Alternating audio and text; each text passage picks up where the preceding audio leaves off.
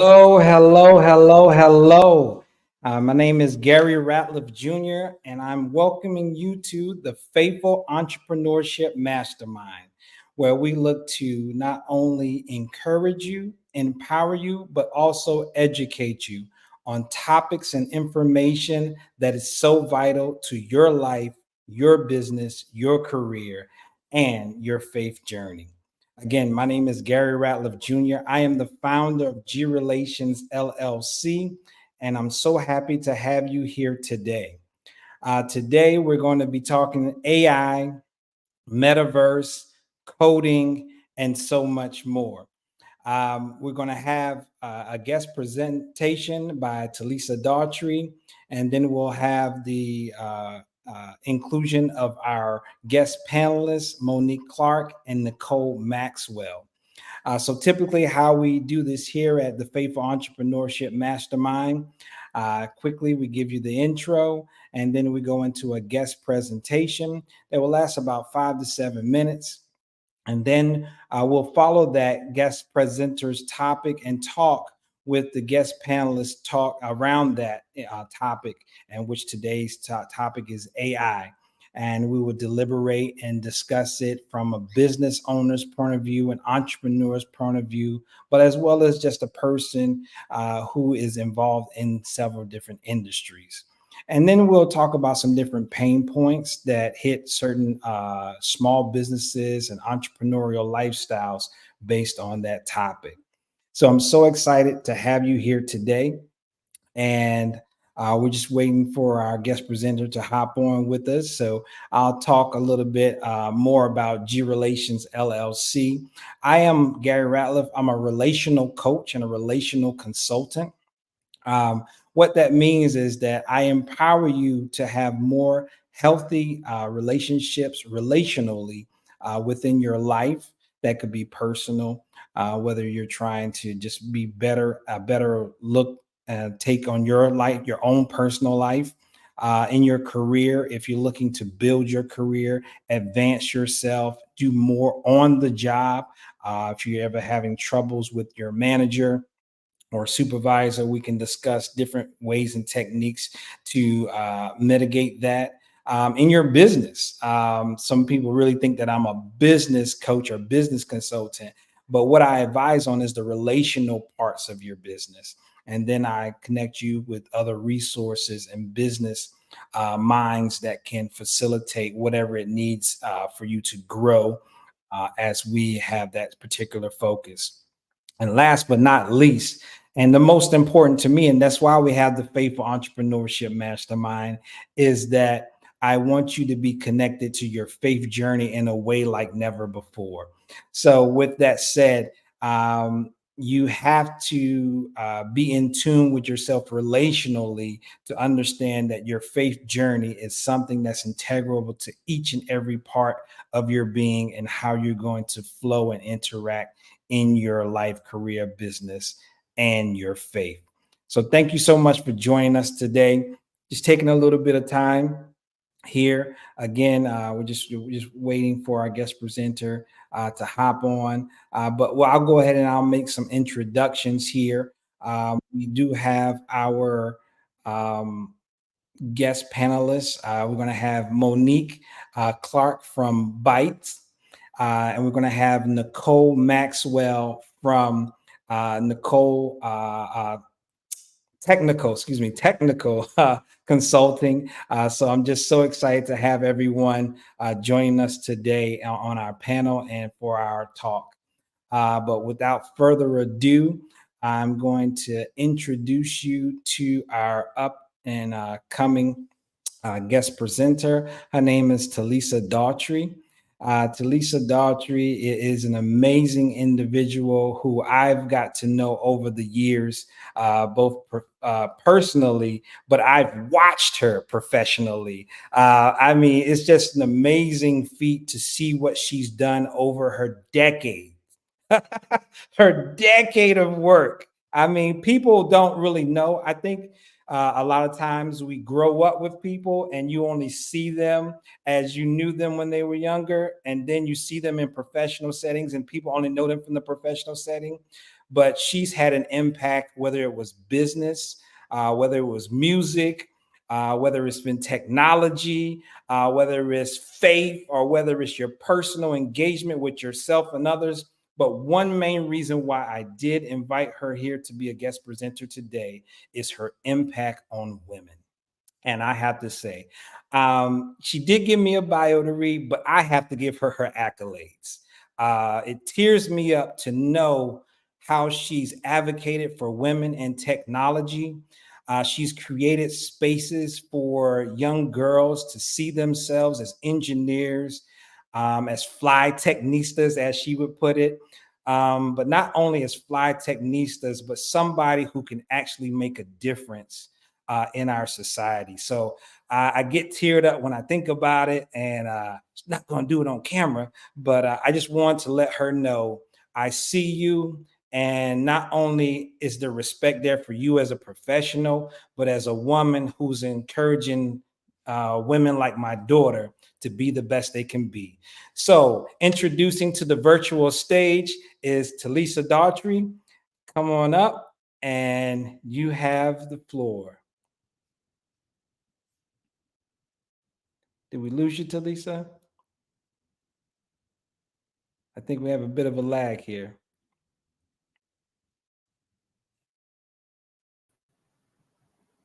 Yeah, we definitely do. Okay. So yes, we do have some kind of lag happening. All right. There is a lag happening. All right. So I'm really excited to be here with you all, and hopefully you can hear me, because seeing me is a challenge, but I have my avatar on the screen, so hopefully that's working. Thumbs up. We can see your All avatar. right. I'll let you go ahead and get to Okay. the. All right. So there's a lot of conversations around artificial intelligence and what does that mean for our world and our jobs and our future and humanity and all of these various things. And I really just wanted to take a moment to share with you all how we can effectively integrate AI into our business and professional experiences. So I'm just going to jump right in with tools and tips to get fly with AI, right? So while this loads and technology is doing all the technology things, I'll just share. There's been a lot of conversations around, like, job creation and replacement because of some of the tools that I'm going to be sharing with you all over the next 4 or so minutes. If the screen ever loads. All right, great.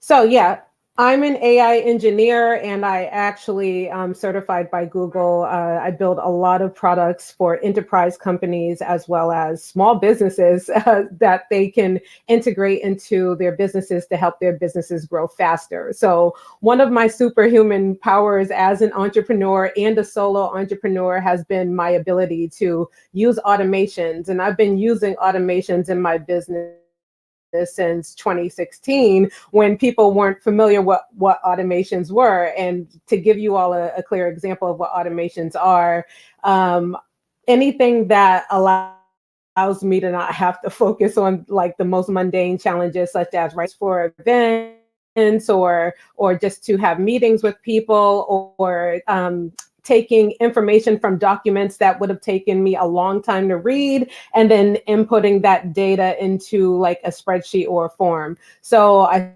started using AI as bits and pieces to do that. That in order for us to understand what AI can be used for in our business, we actually have to understand how AI works. So this is like a high overview of how AI works, but I'll explain it in layman's terms. So AI only really does 3 things. So AI is basically it can learn from information that we give it. It can make decisions, and it doesn't need to be programmed by a human for every single task, right? And it uses information. It can produce images. It can understand language. It can help us make predictions. So with all that in mind, I know it sounds like it's capable of doing everything. AI can only do the things that humans program it to do, and is only programmed as of now with information, images, and data, so that it can make intelligent decisions.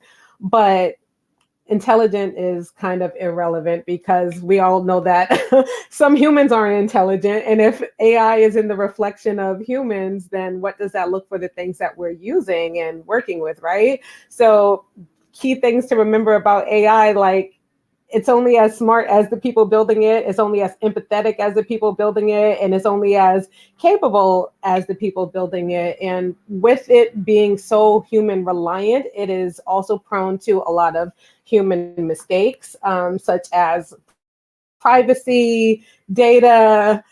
There's some unethical practices about like how certain tools are used, but people like me make sure that it is being used responsibly, created responsibly, and adopted responsibly for businesses and society, right? So that's just a quick overview. But now I really do want to jump into how can you actually use AI in your business, right? So again, I shared at the beginning how I've been using it, how I continue to use it. And even as an engineer in my own journey and a technologist and an entrepreneur, I use AI in various different ways. But these are just very, very simple ways that anyone can adopt AI into their business, right? So, or even not even just your business, just in your personal life. Like, you can use AI to send thoughtful responses when someone engaged with you on social media. You can use it to make automated messages to send people. You can use it to pre-schedule emails. Like, there's so many ways that you can just simply get started using AI.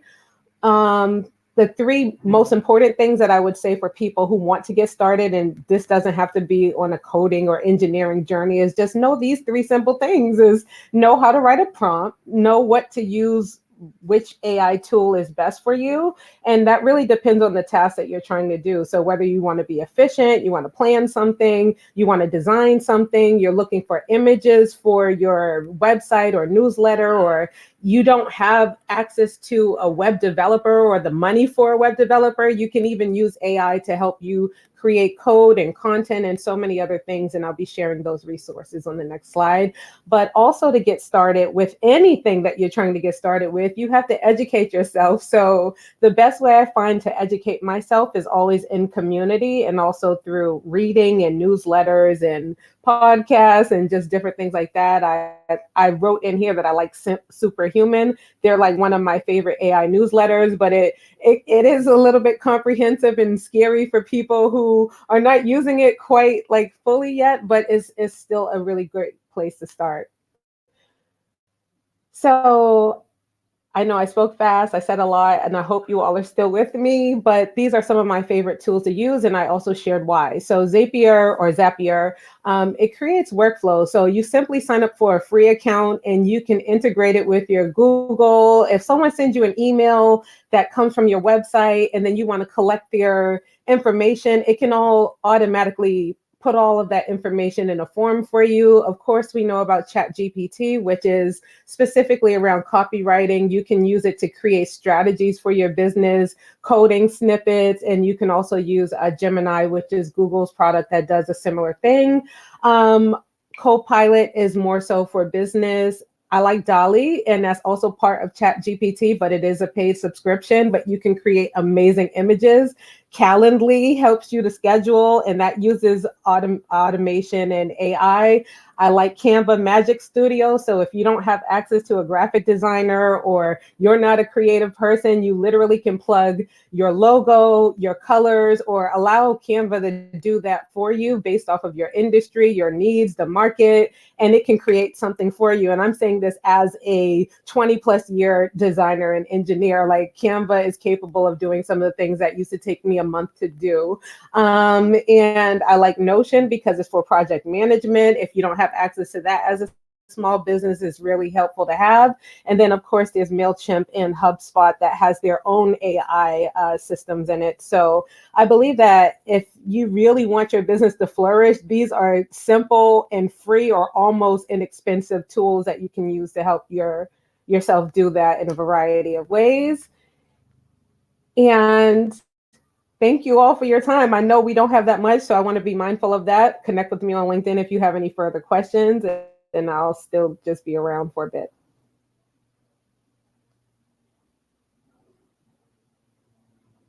Awesome, awesome, awesome. Thank you so much for your time and your integrity in the marketplace.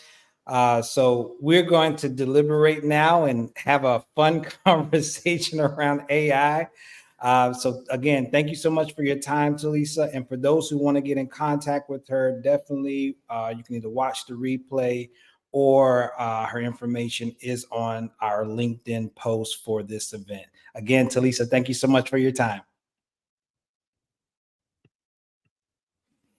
All right. So you've heard the beginning. Now we're going to get into the meat. So I want to introduce to you, coming up to the virtual stage, Monique. She is the visionary behind Byte, Bright Young Tech Engineers, leads an AI and coding STEM program dedicated to bridging the technological gap in historical underserved communities. Byte's mission is to transform tech deserts into vibrant hubs of innovation. Inspired by her upbringing in Dorchester, Massachusetts, Monique is driven by a deep-seated commitment to creating pathways to STEM education for children in her community.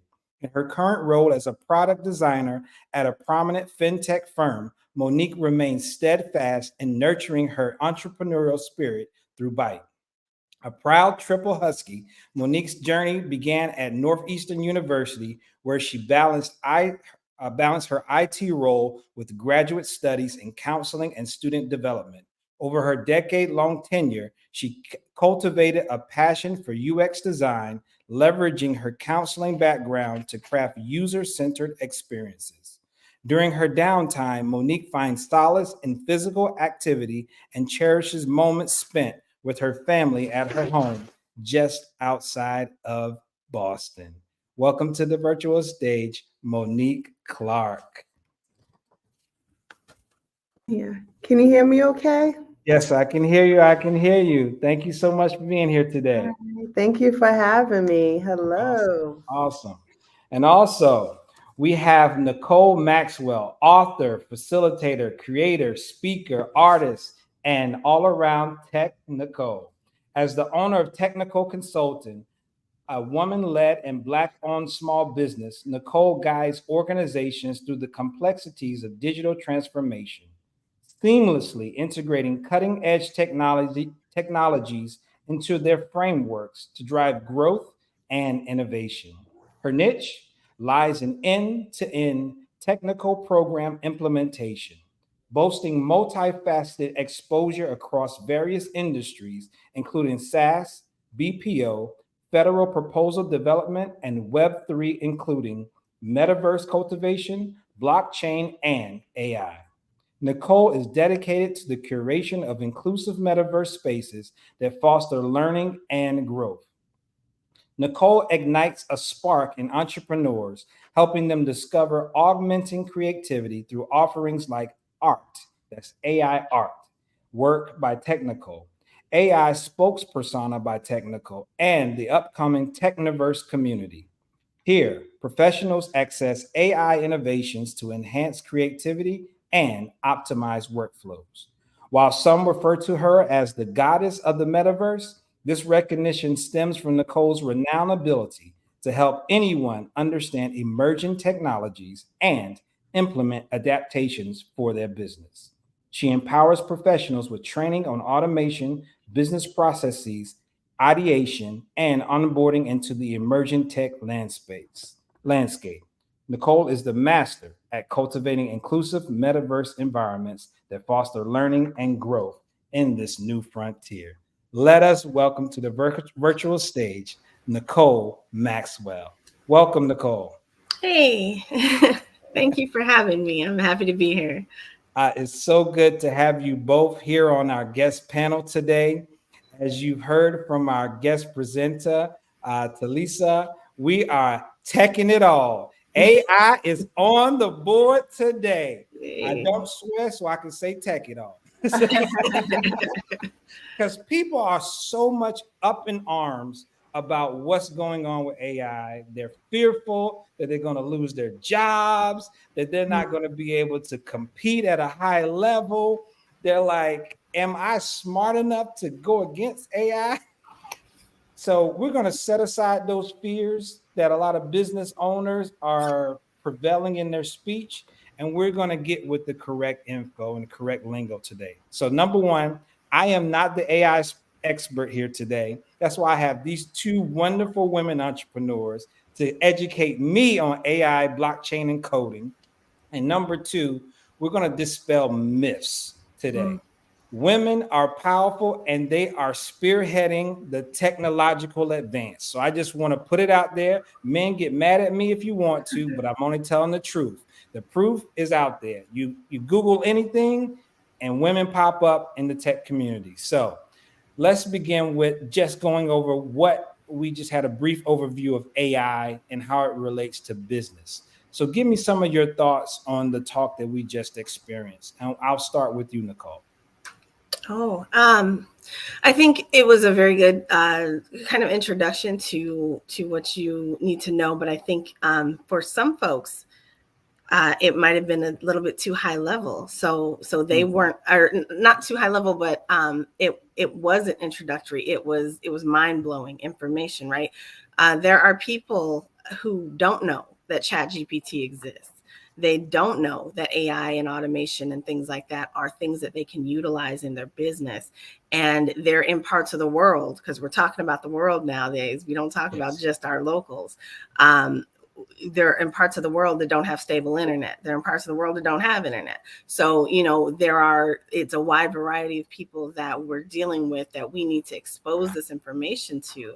And that's really what I try to do, is I try to meet people where they are and discuss all of these future technologies. I think that's one thing that I took away from it. But other than that, you've got all the pieces and parts that are moving. As a business owner, it's important and imperative that you start thinking about these decisions and whether or not you are going to tap into AI right now.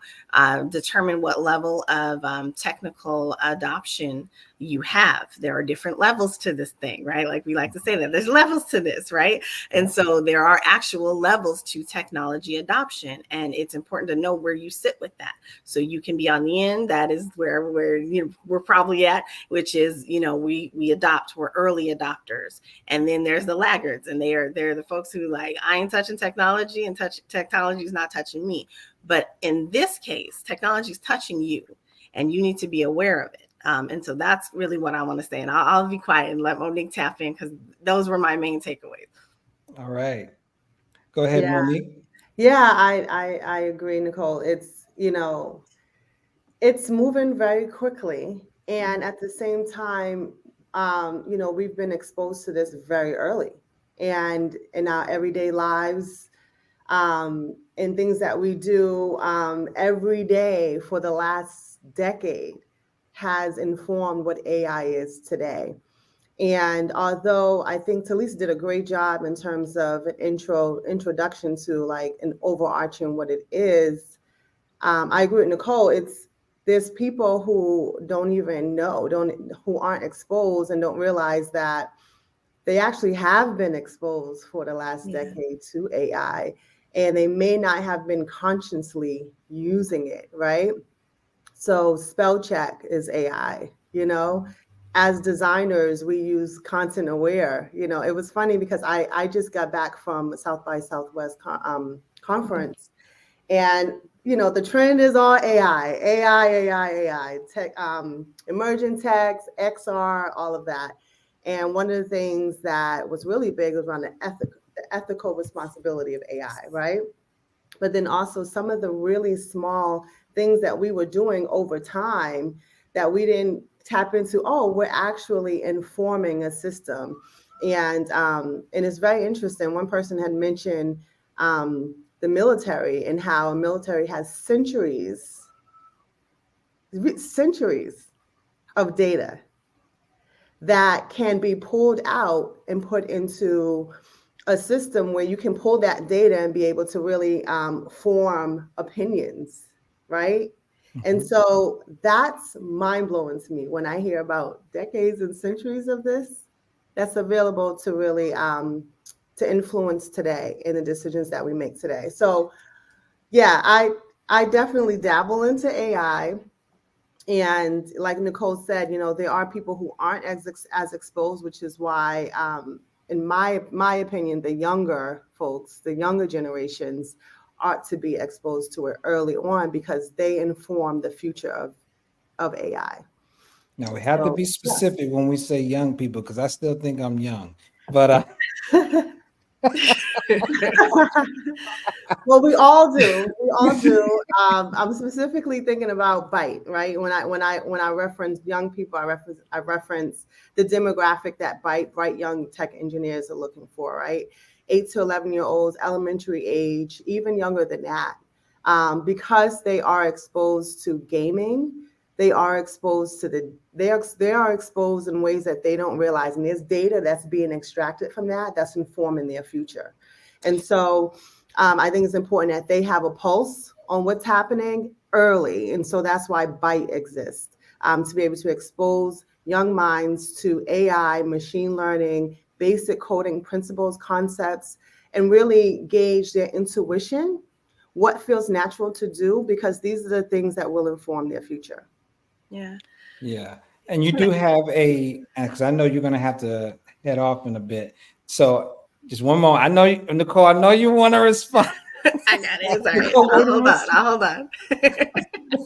But just I know you have an upcoming session, and this is for Massachusetts residents or those who live in New England. You have something upcoming for bikes. If you could just tell us about that before you have to head off.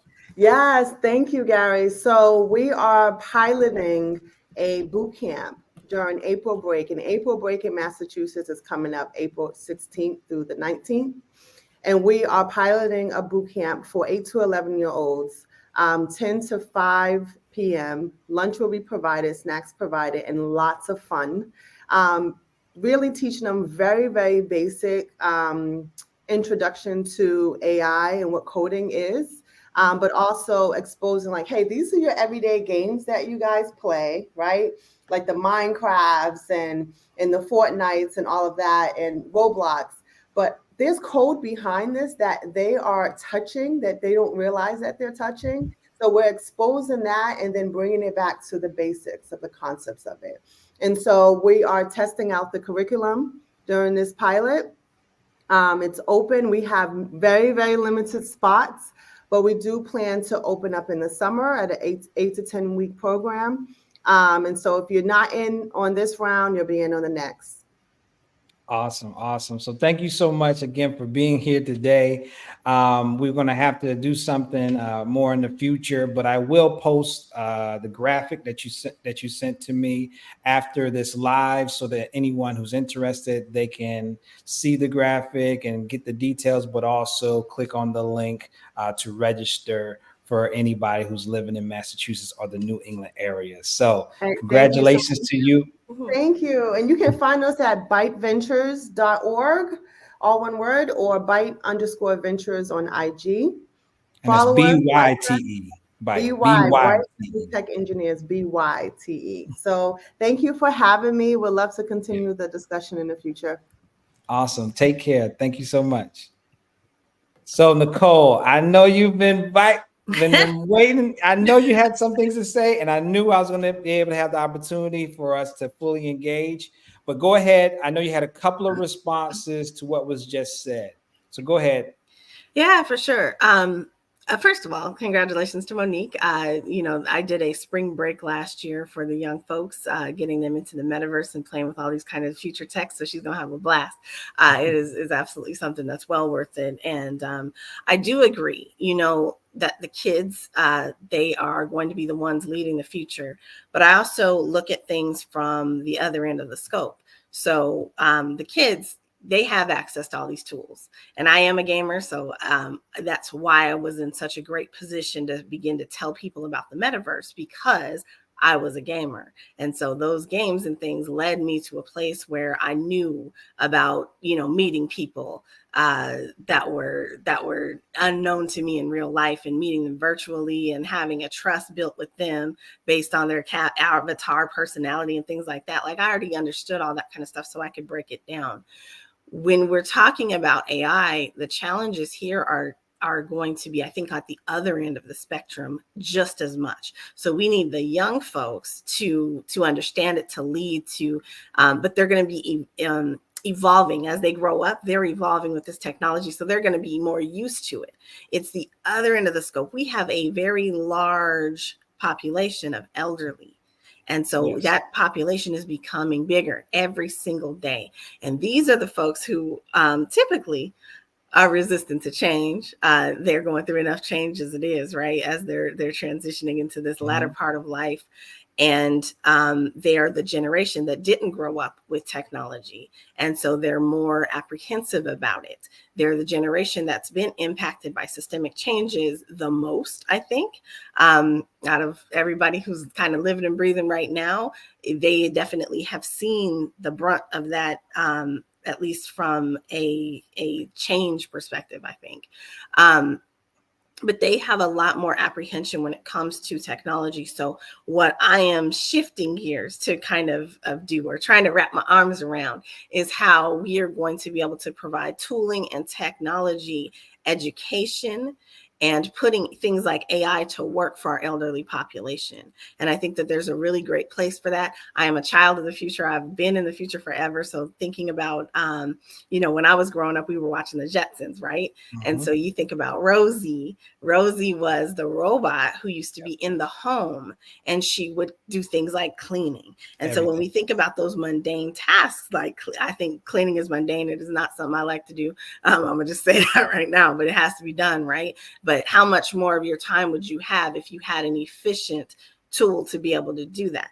And so when we look at robots and the combination of AI and a physical presence inside of a robot, and the fact that, we know that they're task oriented, we can create AI agents. That's something that we can do. So maybe that's new terminology for some, but there is an idea of an AI agent. You take that AI agent and you put it into a physical frame. You now have a robot that is programmed with the AI technology. And so that AI can now begin to do things for you, whether that's deliver you medicine on time, whether that's check your diabetes, if they check your sugar levels, or they're checking your heart rate and your pulse. If you got high blood pressure, I've got high blood pressure. That is something that's come out for me. I've had a whole bunch of health stuff, so I'm really concerned about all this health stuff now. But there's things that these tools are going to be able to help us with. And, for those of us who don't know and aren't in this industry seeing all this stuff flash by every day, there's something called the Rabbit. It's a little tool that you can now use, and it links into all of your social media and all of your things, like she was talking about Zapier, and it takes that and puts it into a place where now you can walk around with AI in your pocket. Okay, great. Pause right there. Hold up. So I said a lot. We're gonna get back to Rabbit. We went on a whole trip. We're gonna get back to Rabbit, because that's interesting, because one thing that I've noticed about tech companies, they don't use things haphazardly. There's a reason behind everything that's done. The name is curated for a reason. But let's go back to the elderly piece, right? Because I did just see a news presentation on a specific AI that they're utilizing in elderly homes and senior living, to where this one lady, she was actually having full conversations with this AI presence in her home. And it's learned so much about her. Her husband passed away. It knows her husband's name. It knows how she's feeling. It knows certain conversational tones. When she's feeling sad, it can recognize her tone, and it'll do certain things to soothe her. Like, this is real time. We're not talking about 10 years from now. Now, the look of the physical manifestation of it looks like another Echo or another Alexa. But I probably shouldn't have said that too loud. She's probably gonna start listening. But anyway, You know she's listening. But she even tried to not humanize it, but give it like a meaning by putting a rabbit face over it, right? So that's why I'm going to this rabbit, because it's interesting. She put a rabbit face to kind of give it some type of connectivity to her.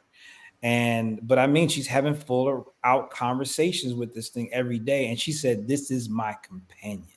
Oh, so that's scaring the heck out of somebody, right? Like, you, especially, those of us with faith, like there's some of that is very, very scary to people. And so, first of all, I want to tell whoever's scared right now, you have options and you have the choice. Right now, it is still very, very early. Nobody is shoving this down your throats. You can take little pieces of AI, whatever you're comfortable with, and just break off that piece and then begin to implement that if you want to. Like, this is not being forced on anybody right now. That's not what we're talking about. We're talking about people who want to do this. And so that lady wanted a companion, and you can tell because she was lonely. Now, first of all, that says something about us as human beings, that there are folks out here who are lonely. We know that, I believe it's Japan, has a very high population of hikikomori, I think is what they call them, but they're individuals who live alone and they don't want to, they're scared of the world. And so they're so lonely that they just stay inside their house all day, and they don't come out. They don't have any human interaction, but they have a very high population of those folks. And so one of the things that I was thinking about is, how can AI be used to help supplement their mental state? Right? Because that's a mental issue. If you are, lonely, and we know that leads to long-term depression and things like that, how can we use AI to help supplement the mental state, or be that therapist that they don't want to go see because they're a human and they don't trust them? Right? So let's talk about that. Let's analyze that real quick, because I'm here for it today. So so we've, since COVID, right? We've had a sincere launch of mental health online virtual connections, to where you can now get professional help or assistance virtually. So, how does that play into, because, speaking as business and owners and entrepreneurs, we're trying to find ways to utilize AI to further our business services, to deliver our products better, to manage our industries better. So what are some ways that and we can deal with the mental health, psychology, and those fields, which I'm not an expert of either, even though I've worked in some roles administratively. I've been in the arena, so I have an understanding of frameworks. But how can we utilize, as business owners and entrepreneurs, utilize AI to further our business practices? And we can start here with the healthcare, and then we can evolve further. So, this is technology, and in technology, we have a framework for kind of how do we create solutions. The first thing to do is define a problem, right? Cool. So what is your problem? In this case, the problem is, we have a wide group of people that need access to healthcare. And in the case of 2020 and COVID, we could not get out and about and get access to that healthcare. So Zoom, who, by the way, was on its way out the door when COVID hit because they were blocked by the federal government from being used, was brought back into the fold to be that vehicle for people to access. Beyond that, we're seeing things like the therapist being overbooked. So our therapists, our social workers, people who are providing counseling of any kind are typically overbooked. Like there's not enough room and space to actually to get in to see them, or you're waiting. I have one doctor that I had to wait 7 months to see. So 7 months with one ailment to see a doctor. Yeah, that's crazy. That's very. And so now we have this tool that can be programmed as an expert. And so now maybe I opt to see the AI bot instead of seeing the doctor. Maybe I even trust that more, knowing how doctors have historically been negligent to Black folks in general, as well as Black women specifically, when it comes to gauging what we're dealing with and providing resolution and relief, because they felt like we were strong enough to take it. So why not? There's things like that where AI, it's like, maybe that's a better option than dealing with some of the stuff that we've been dealing with. So that's one way to look at it. Another way, again, getting to the problem. So you're a small business owner and you want to define, see how can AI be used to actually work for me in my business. First of all, try it out. So jump right in, either go to chat.bing.com and play with ChatGPT there, or go over to ChatGPT on openai.com and actually create an account and go ahead and play with it there. Begin to do little things. Don't give away your data. Don't do that. Don't start with that. You start off small and chunk off little pieces. And then you get to something bigger. Don't give away your data. Don't give away your data. I want to have a whole conversation about that. That's what I wanted to talk about with Monique, is that data. Because that data, man, we got to get more serious about that. So when you say data, let the people know when you're saying don't give away your data, because they're like, I have to put in my, we're educating a lot of people today. Prompt is the language that you put the information, the text that you put in there is the prompt. But data, what data are you alarming them to not insert in there? So first of all, when you're trying it out, before you've decided that you want to proceed with AI, use an account that is not linked to your business. If you're, doing this for business purposes, don't link it to your business yet. Like, don't do that. Because once you create a link, unless you're somebody like me who's actually reading the terms and conditions of what you are doing, you may inadvertently be providing access to more than you thought. And so you want to be aware. So my first tip is read the terms of service.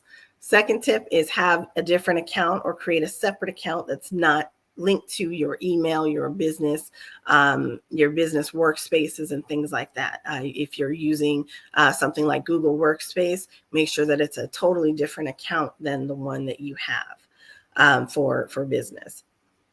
So that's step one, is safety. Step two is to chunk off a little bit. So start to, tap in. There are prompts, what we call prompts, which are, if you want to define what a prompt is an instruction. You are telling this thing what you want it to do, how you want it to behave, and what you want it to provide. So that's like the very basic of what a prompt is. How should I walk my dog on rainy days? I'm being funny with what I'm saying, but that would be the prompt, but you have to put something in front of that. That's actually a good example. Like, we could do that live. Please be my dog, dog walker coach. How can I launch a dog walking business? Yeah. That's something very small that can get you to what we call a rabbit hole. So you talked about the rabbit.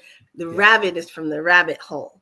And so we're jumping down a rabbit hole, which is this big, long thing that is, you might never come out, because once you go in, you start finding other little things, and that carrot has been dangled, and you're running after the carrot, and you're trying to find your way to the other side, which is where you know how you're going to use it, what you're going to use it for, and you're using it and you're implementing it into your business. But even then, you're not out that rabbit hole. That rabbit hole is deep. So it's very deep.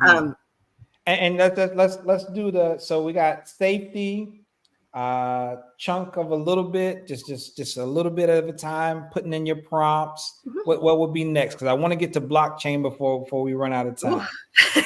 So next up, you could do something for your business. Still not using a business account, but do something for your business. And so when I said earlier to not give it your data, you would do something like ask it to create a business plan, but you're not feeding it that intelligence. You're just giving it the high level things that you want it to provide you, and then see where that takes you. See where that takes you with your comfort level, your adoption level, and then see where, how you're working with that particular AI, because every AI is not for everybody and every purpose. And you have options. So there's ChatGPT, there's Google's Gemini, there is Claude 3. Those are my favorite 3. You have Perplexity, you have there's so many, there's thousands that have been implemented in just the last, I'd say 6 months. But start with one of those and just chunk it off and just see how you do with it. Once you're actually ready to begin to talk about things with your business, maybe you want that to be a little bit more private. So if you're using a Google service, you can actually subscribe to Google Workspaces and then add on the AI components. That makes sure that everything you're doing is private.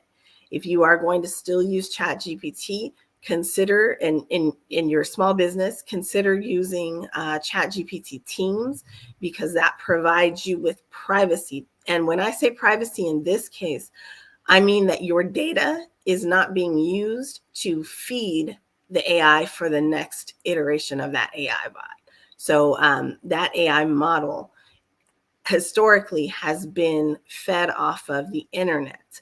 Well, since we've been using it, there is also now all of that information, which is data, which is a commodity that is now being fed into the AI to make it better and improved, which not bad. They're doing a great job at that, I think. But you're not being paid for it. And if you have a business, you want to make sure that your framework for your business is not just being given out to anybody who asks the right question.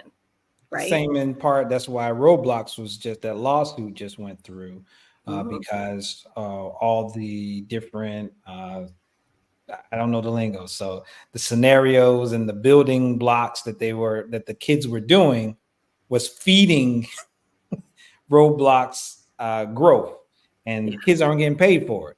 So Roblox got sued, and I think it was successful. The lawsuit was successful, correct? I don't know. I got to go look that one up. I'm not familiar with that one. I do know several years ago, Roblox was dinged very much because their creator program wasn't paying enough. And so they do have a creator program. I'm not sure. That was before their AI rolled out. But they do have a creator program, and I was trying to help my niece get started with that. It is there, it's available. You can earn money. The problem was that you were not able to earn enough, you were not able to earn enough. So their developers, there was a situation where their developers and the kids were not earning enough to compensate for the actual overall program. Which was it's a big issue across the board. When you go with social media, the different influencers and creators, YouTube influencers and creators, nobody's getting paid. I mean, music artists, Snoop Dogg's complaining. Everybody's complaining about, I'm not getting paid enough.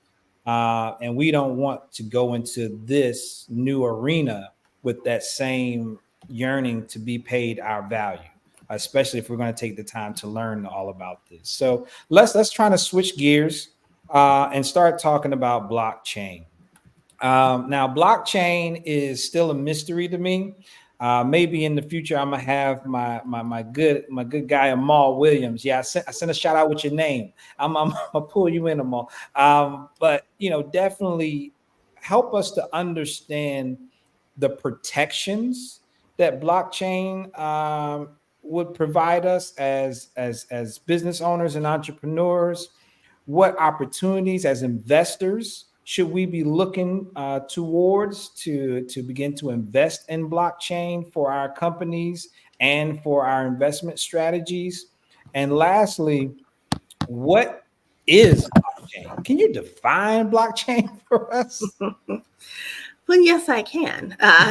So blockchain is the answer. No, it is. Blockchain is a decentralized and distributed digital ledger. It's technology that it records your transactions in a transparent way. Your transactions are stored in blocks of information and data. And then those blocks are replicated. They're linked together and replicated across nodes. And it's a chronological chain that creates a transparent and immutable record of all of your transactions. High level voice. It is. All right. Okay, Remember nodes. All right. So think about your bank today. Now, let me say this. So when about finances, that's not where I come from with blockchain education.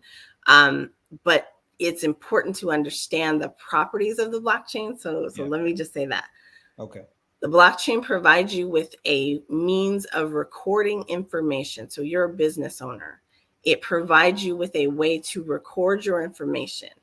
Those information or those transactions that you do on a daily basis that you want recorded, whether it's PVC certifications, or it's educational certifications, or it is actual transactions like a loyalty program for your business and your customers. That can all be stored as data on the blockchain. What you get from that is the properties of the blockchain. So one, it's decentralized.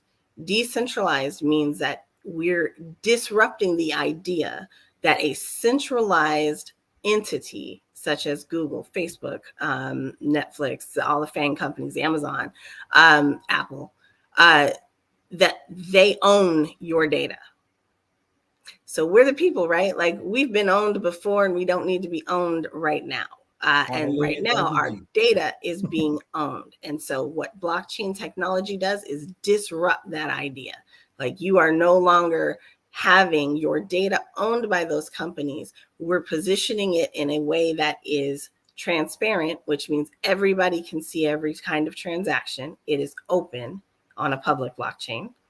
It is trustless, meaning I don't need to know your driver's license number, your home address, your social security number, and everything else that we call personally identifiable information. I no longer need to know that to transact with you because we're going to give you a wallet number. All I need is that wallet. You sign yourself into that wallet and then you transact with that wallet, and it provides you with what we call a decentralized identity. Okay, DID. And let's pause there because okay. I mean, people they're going to try to catch up as much as possible. Fortunately, I met with Naja Roberts, and she hit me to the wallet and the ledger. So I know what you're saying, but I still don't have my wallet yet. But it's still my wallet. I don't have my physical wallet with the ledger. Okay. So just break that down for them. When the wallet, we know our physical wallet. We understand that language, but in the blockchain is it a blockchain universe? What do you call it? Just the blockchain world? Well, I call it the metaverse because that's where all these things come together. So we're gonna get the metaverse. Help them understand the wallet and the ledger. I think that's very important. So the wallet, again, I don't usually talk about this part, but I'm going to say that the wallet in terms of transactions is where you store things. And you are used to a wallet that's digital. You know why? Because I bet you look at your phone and you can see that Apple Pay and you can see Google Pay. So you know exactly what I'm talking about. Yeah. It is a digital wallet. So that wallet lives out here in the blockchain, which y'all and traditional spaces we would call the cloud. Right? Like, so it lives over there, but in the blockchain is where this is stored. And the difference between the blockchain and the cloud is that the cloud is centralized servers. Those servers are centralized. They are owned by a centralized entity and they sit in a single server that might be replicated or duplicated or redundant, right? For backup purposes. But you know what's happened to those wallets historically and your bank historically? it's been hacked. Yes. Thieves have gone in, and because it sits in a centralized place, it's able to be hacked. And that information can be siphoned off from everybody under the sun and then sold on the black market somewhere. And so, you know, folks can start putting, because there's so many hacks, people can start putting these things together and identifying who you are now, even though, you know, said company has done their best to make sure that it's not able to be identifiable, because there are so many pieces of information about you out in all these different sources that are in these black markets. Now they can start to piece things together. Like if you use a particular schema for your passwords, and it might be different on every website, but if 45 different websites have been hacked, someone can start to put together that logic that you've used up here, right? So think about that. But the wallet itself, it holds more than crypto. So that's a piece I won't talk about. Crypto is a cryptocurrency. Please do go to Naja. We'll get Naja and some others to come on to talk about that. we'll get y'all to Naja, because she's an excellent trainer for that. Yeah. But when we're talking about it for other things, it's where your information is stored. Likely that is going to be an NFT, a non-fungible token, which means that there's a one-in-one. Like, it's not like a cryptocurrency. It's not like a coin. It's not duplicatable or intentionally replaceable. So like, it's not a one-to-one transaction. Like, no NFT is the same as the other. They are all given their unique identifiers, and that provides you with very specific ownership. And that would be the IP. We're talking IP right now for those who don't understand. We're talking, this would be the intellectual property in the blockchain, metaverse, et cetera, et cetera. It's the ownership. So think about so real estate. So in real life, you have real estate. In real life, you go out to a property and you buy that property. What if I told you that, you know, thinking about the blockchain and the metaverse coming together, we have something called virtual real estate. And so you can actually buy a piece of these virtual platforms that host virtual engagements and be identified as the one and only owner of that space, which gives you the right to control who has access to it. It gives you the right to control what you're doing on it and what the rules and regulations of that place are, if any. And so that is one piece of the metaverse that we'll talk about. But also, the ownership piece is extremely important. The blockchain is secure. I'd mentioned hacking with the other, with traditional spaces. Hacking happens on the blockchain, but it's not to the blockchain. When things are hacked or you're hearing about money being stolen, that's a result of something called social engineering, where people are tricking you out of your money because you were not educated on what this space is and how to actually transact in this space. That's why I'm telling you to go to Naja for that education, because I'm not the person for that. But it is extremely important. And so when you're thinking about this blockchain a little bit more, we have faster settlements. So settlement is when the money is actually yours and able to sit in what we call your account. In the real world, we've seen that, you know, if you go into a bank and ask for a large sum of money, people are looking at you funny, sideways. We've seen folks getting arrested because they wanted to ask for too much money, and the bank tellers didn't feel a good way about them asking about their own money. And that those two things are unacceptable. So the blockchain disrupts that. There are fast settlements on the blockchain, and your transactions are also anonymous, generally speaking. That's kind of shifting a little bit now as government is getting involved in things.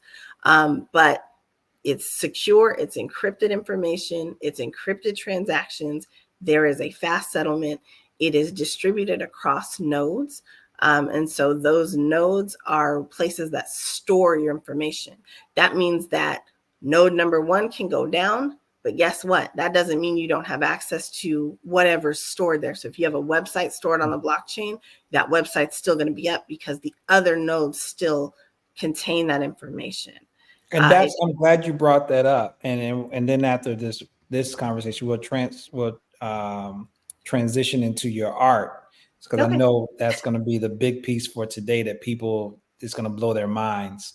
So thank y'all again for tuning in to the Faithful Entrepreneurship Mastermind. Today you're getting more than what was promised, more than what was promised.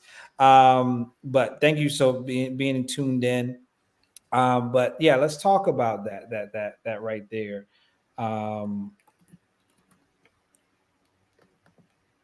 The websites of today, right? What we have right now. There is a huge worry in the designer community, the graphic design community, and the UX community, that websites as we know them will be no more. So do you have the ability? Is it something you want to touch on, or should we transition into the artwork? No, I'd say the websites for, there's so many reasons that's changing. That's all a part of Web3. So first of all, yeah, it's changing. It's all changing. Get ready for change. You have to become comfortable because this world is changing, and it's changing very, very fast. So websites are changing. It is something called Web3. And so right now you are used to the idea of scrolling up and down on a web page. You're used to opening up your browser and clicking a tab and then being able to navigate based on that domain name that ends in like a .com or .io, and then going to whatever page and scrolling up and down, perhaps purchasing something that way. All of that is changing. And so with the metaverse and Web3 coming up, you now have the idea that you are going to, instead of going to that web page, you're going to get up and walk around inside of that store that you were trying to go to. So you want to go shop somewhere, to your favorite boutique web page. You're going to get up and walk inside of that with an avatar. And so I heard, TeLisa, first speaker mentioned her avatar, and I looked at the screen. I was like, oh, she's in her avatar. She's on screen with her avatar. She was with her profile picture, and we also call that an avatar. But the avatars that I'm referring to are different. Like the avatars that I'm referring to are actual 3D walking, talking representations of you in a virtual space. And so you literally can get up and walk around inside of a store or a storefront, or a web page. Your avatar is going to, they can't do this specifically right now, but they're going to be able to replicate you in size and in matter. So your avatar, if you weigh 250, your avatar can weigh 250 for 5 seconds if you want her to, while she's trying on that shirt, and she has exact measurements as you do. And she's going to be able to be fitted for that outfit. And then you can click ship, and it will get physically shipped to you in the real world. From that virtual store. And then your avatar can go back to whatever you wanted her to look like, whether that was being a cat today, or perhaps a lion, or, whatever, or a direct replication of you, if that's what you want. and yeah, so get ready. Yeah, there's a couple of people. I'm definitely going to bring a couple of people on to talk about Web3, because that, as business owners, I think we need to get ahead of that now and start to really understand the possibilities and opportunities that it will avail us. So definitely, when I get that panel together, I may ask you to come back and please do. Because that's what I specialize in, right? So we're talking about, I do it for small businesses. I have a history of working with large organizations that were decentralized and centralizing them. And then one day I realized that that's not what I want for our future. And so I started my own thing, and it's all about decentralization. So as we're talking about these things, AI, blockchain, and the metaverse, and Web3, all of that comes together in the metaverse. So, as a small business owner, you have to think, like, what does that look like? Your website's changing. We told you the idea of teammates are changing. So your teammates, you can have AI teammates now instead of doing it all yourself, or, maybe hiring AI as an intern. You can have that.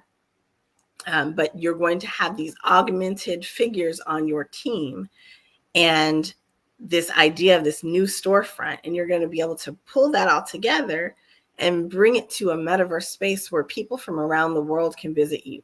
You're no longer going to be trapped into the fact that you can only operate locally because that's what your hands can reach. The whole world can reach out and touch you in your metaverse space, and they're just one portal jump away from doing that. I am doing a series, if you look behind me, all month long. I have been delivering a series on discovering emerging technologies, and that is where I have talked to techies. I did my first experience was with Black Technology in February, and then I replicated it for March. And so we've done techies. We did a session for women. We did a session for gamers, which was outstanding. It was so much fun. And then last week, I had an amazing session for consultants. But this week is the last week, and we're going to be doing that Saturday at 10 a.m. And it is a course for small business owners. So how do you put all these things that I've talked about together to actually start making them useful in your business? And that's really what I'm delivering. And I will post that as well. It will be on the account. I'll put it in the comments so people can know it, but I'll also put it in the after post, that information so that the people can register as well. Because if you are a small business owner, entrepreneur, or a person interested in blockchain, NFTs, and Web3, you need to be, metaverse and Web3, you need to be talking with Nikole. Yeah. So let's end this because we went over a little bit over time, but it's okay. I want to end this with the NFT art. And did I say it right? Is it artwork with AI? Art? Yeah, artwork by Nikole. Okay. It is AI generated art. I have been an AI artist since 2021. When I learned how to do it in a room on Clubhouse over the summer, and I began minting my own things. And so I specialize in experiential NFTs, but I also teach how to create AI art, how to use AI art, because I'm a techie. And for me, my whole life, it's never been, hey, Grandma, it's never been, I knew it had to be somebody that you knew. I've never been somebody who understood, how to be creative with pen and paper. That was just not me. I was the person trying to figure out the code behind the thing. And so with AI, when I discovered it, it was something that would let me take my thoughts and turn them into the pictures that I actually see. Like I could pick, what was the closest thing to like what I was actually trying to get to. And now the whole rest of the world has kind of woken up to that. And so it's amazing. If you don't know how to use AI art, or if you're struggling to try to you're that person who just can't, you don't have a creative bone in your body, this is the answer. And we're seeing it in takeover in marketing. We're seeing alternatives be provided to these stock image options that have been out here and siphoning our money for years. We are definitely seeing ways that small businesses can put this type of imagery to work for them, whether it's just something quick that you can get up and put out in Canva, or as an NFT for your loyalty program, and put it on the blockchain, or just really putting it to use. I've done so many different things that we don't have time to talk about most of them, but most recently in 2022, I created the endometriosis info gallery of the metaverse for the International Women of Blockchain Conference. Let people know what that is. Huh?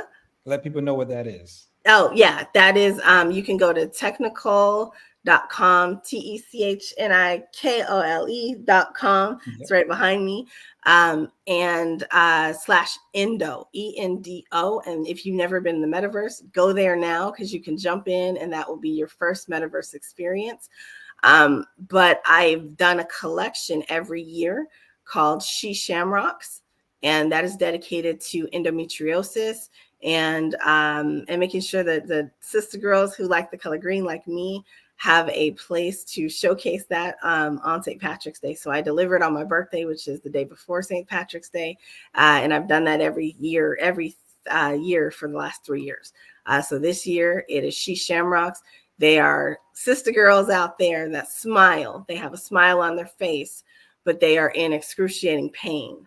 And each one is named. They have a profession, and they tell a little bit about each one of them. And if you let me, I can show it. Can I show it? Go ahead. Okay. I'm going to share my screen. And this is this year's collection. Each one of them is a She Shamrock. This is on the Zora NFT marketplace. And like I said, each one is a little sister girl. And if you click on them, they are GIFs. And so they are animated a little bit. And they show that, like, this is Tamara, and she has stage 4 endometriosis. She is also a graphic designer. Tamara's joyful expression transcends her endometriosis journey. And so anyway, so these are available on Zora. I think that there are still first mentor rewards out there. So anybody who connects their wallets and goes ahead and mints one, you get those rewards from Zora, and you get to be a part of the family. And I've taken this one step further this year. And anyone who is a holder, well, that's what we call it, if you own one of these, if you are a holder of one of these NFTs, then you can also reach out to me, and I will help you to put it on the face of a cup or a keychain or any other kind of object that you want to have that on, and I can help you do that. So that's kind of the reward that these NFTs unlock for anyone who actually purchases one. Awesome. So this is just an example, but I got a whole bunch of different art styles and a ton of different things that I've done with NFTs. That just happens to be what we did this year. Well, hey, as promised, the finale to the Faithful Entrepreneurship Mastermind, Women Entrepreneurs of Faith series was going to be amazing. I wasn't disappointed. Thank you to TeLisa for being our guest presenter today, giving us oversight of how to connect to AI and utilize it, giving us some information on just getting started. Thank you to Monique Clarke of Bytes, definitely giving coding utilities to our future young people, 8 to 11. I think it's 8 to 11 or 8 to 12. But thank you, Nikole. Nikole came and showed out today, just as I knew she would. So for those who are still not familiar with Nikole, she is someone who can consult you on how to get into the metaverse, utilizing just a one-step approach at a time approach to build your business, to be a part of the new frontier, because this is coming, whether you like it or not, it's coming. And before a lot of laws and things get instituted to change the landscape, get into it now. So a lot of us wish that we were back in the old Western days, and we could have gotten so much land. But now is that digital landscape frontier. This is the Wild Wild West. It might be a little bit less now. It was Wild West about 10 years ago. It's still wild. Still wild. Okay, still a Wild West, and we can have an opportunity to get in and actually benefit from this opportunity as entrepreneurs of faith. So again, Nikole, thank you so much for your time. Thank you so much for your ability to transcend and to go over those barriers that are there for Black and brown women, but also women in technology. Yeah, so again, thank you. Thank you. This has been great. Thank you. It's definitely been awesome. So thank y'all so much for tuning in. My name is Gary Ratliff. I'm the founder of G Relations LLC and your host for the Faithful Entrepreneurship Mastermind. Next month, I have to tell you, I don't know what's going to happen, but we're going to take a week off to figure it out. And when I come back after my week vacation, I'm going to hit you with some more content. But I do have an announcement. Not only are we going to have Tuesdays for the Faithful Entrepreneurship Mastermind, but coming in May, I am bringing back the Good Note Friday. Good Note Fridays will be back on and starting in May. Good Note Friday, as you see my book here, the Good Note Book of Quotes, is where I sit down and teach you to have moment of reflection experiences. And I talk to individuals in the life and health space to help encourage you to have a better mindset, to be healthy, mind, body, and spirit, but also advance in everything you do. So again, thank you for joining us here today. I look forward to connecting with you next month as I figure out where do we go. As I said, I'm doing this as we go. The Faithful Entrepreneurship Mastermind is here to empower you, encourage you, and educate you. So be empowered, be encouraged, and be educated in all that you do. Thank you. God bless.